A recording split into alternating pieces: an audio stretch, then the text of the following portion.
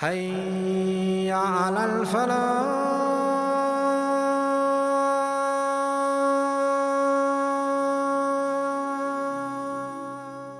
Bismillah ar-Rahman ar-Rahim. Alhamdulillahi Rabbil Alameen. Wa salatu wa salamu ala Sayyid al-Anbiya wal Mursaleen. Amma ba'd. All praise is due to Allah subhanahu wa ta'ala, the sustainer of the worlds, and peace and blessings be upon the chief of all prophets and messengers, sallallahu alayhi wa sallam. We are here to talk about an unfortunate circumstance which has occurred in the past few coming weeks. We have seen on social media that this topic that I am here to present before you has become the storm in the last few weeks. We had an 11-year-old boy who took his life in Bradford for simply being bullied. There is another video going around where you see a young brother be punched in the face several times by other brothers just because he's standing alone and he didn't want any trouble.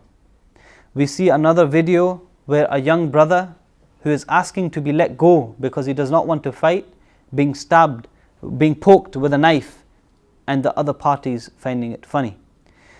The most disappointing thing about this, my brothers and sisters, is that the people being bullied are Muslims, and the people that are bullying are also, some of them are Muslims.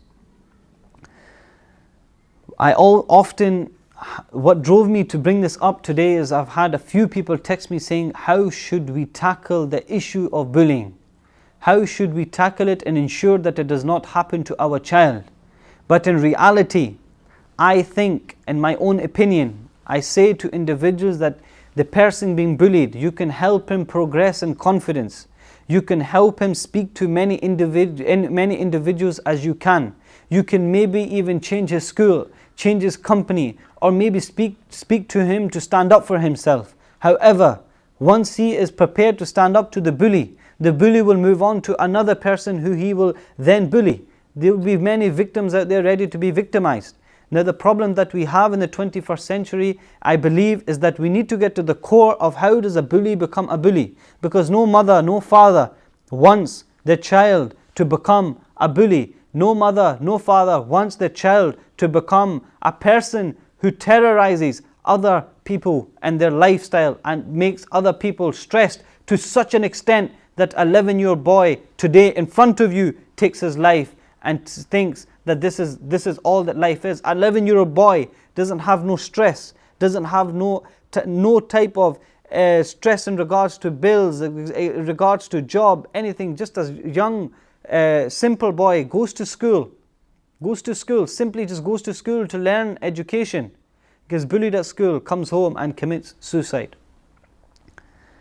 I believe that, as I mentioned in the Jummah khutbah that I done last week, that we need to come to the absolute core foundation of what and how a bully is created. How does our son and how does our daughter become a bully? Let me narrate a short story to you of America. There was a young boy at the age of 8 or 10. He shot a police officer numerous times. When he was in court, the judge asked him, "Young boy, what drove you to shoot the police officer so many times?" And he said, "Tupac, gunning down the law." If you listen to Tupac and you listen to gunning down the law, you will clearly understand that gun down the law. The title is self-explanatory. Now we have other issues. Our sons, our daughters are listening to people like Tupac, people like Biggie, people like 50 Cent. Their whole ideology, their whole rap music is either about hitting someone, it's either regarding sexual conversation, it's either regarding the police are X, Y, Z, or the police need to be shot, or the police need to be killed. It's complete hate towards the law. What happens is, obviously, these rap artists are living a life where they're making money. They make their money, but they put in the minds of our youth that this is the life that they actually live, whereas it's just a fairy tale. And what happens is then our youth, when they're walking down the street and they've got Tupac gunning down the law down their ears, and they think that they became Tupac, and they start to bully people that they know cannot defend themselves. This is how you've created bully number one. Bully number two, from my own opinions, is when your son is under the age of 18 and you go to the shop when Grand Theft Auto is released, and you go to the shop and buy that for your son. You have bought him Grand Theft Auto. You have 3-4 different type of gangsters within the game. Now your son or your daughter is playing a virtual game while they're going around stealing cars, shooting individuals for a laugh, drug dealing, shooting people to steal their money so they can up their money and buy better guns, buy better cars. They're living a virtual life. What happens is they want to have that same respect, the same honor that that character within that game has. He has achieved the honor by bullying other individuals, because the person being bullied will always look at that person and run away. The person he's running away from will automatically feel like the person in Grand Theft Auto. That is one other issue. The other one is when our children go to other groups and they get into some kind of argument, they get into some kind of fight, because parents be negligent towards what their sons are doing in the public. For example, your son goes out, he's attended a group, he's fought in the group. Your parents don't care how you fought, what happened, and they don't even ask you. This person will eventually start building a reputation of how good he can fight. Once he's gained that reputation, he is now going to bully those people that cannot beat him, because he will never go to that person that can beat him. He'll always go to a person that's below him. My personal advice and my final advice, which I said in Jummah khutbah, is nothing more. It's nothing big. It's nothing that you're going to think, wow. It's just simple points. Track down. Number one, as a Muslim, we should not be listening to music at all. Why? Because it has an effect on your heart, just the way it has an effect on the youth. And if you don't believe me, everybody can agree. Everybody can agree.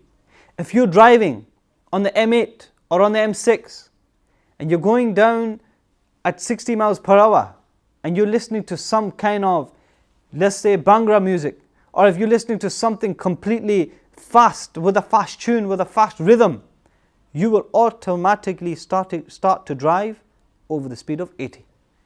You start to drive over the speed of 100. You won't even know, because your whole body, your mind, your actions have moved, starting to collaborate with the rhythm. Now, you put on the Holy Quran, or you put on something even lower, something with a small rhythm. You will automatically drop your speed because your body has adapted to the rhythm. Music has a big effect on a person's life. Music, especially the rap industry, ruin our youth. To such an extent, you've got youngsters going out there bullying, killing, thinking stealing cars is a joke. It happens. Even though this young, innocent boy has taken his life due to bullying, there's other issues, such as youngsters stealing cars, drug dealing. Where do they get these ideas from? Parents blame their friends. In reality, it's the game that you've bought them that clearly says 18 on it. It clearly says 18, and you bought it for a 14-year-old. This is one issue. So my personal opinion to the brothers and sisters out there, to the parents out there, if you want to stop bullying, start by not creating bullies. And how do you not create bullies? It's just monitor what they play and what they listen to and how they react and what their friends and what type of friends they have. Jazakumullah khair. Assalamu alaikum wa rahmatullahi wa barakatuh. حي على الفلاح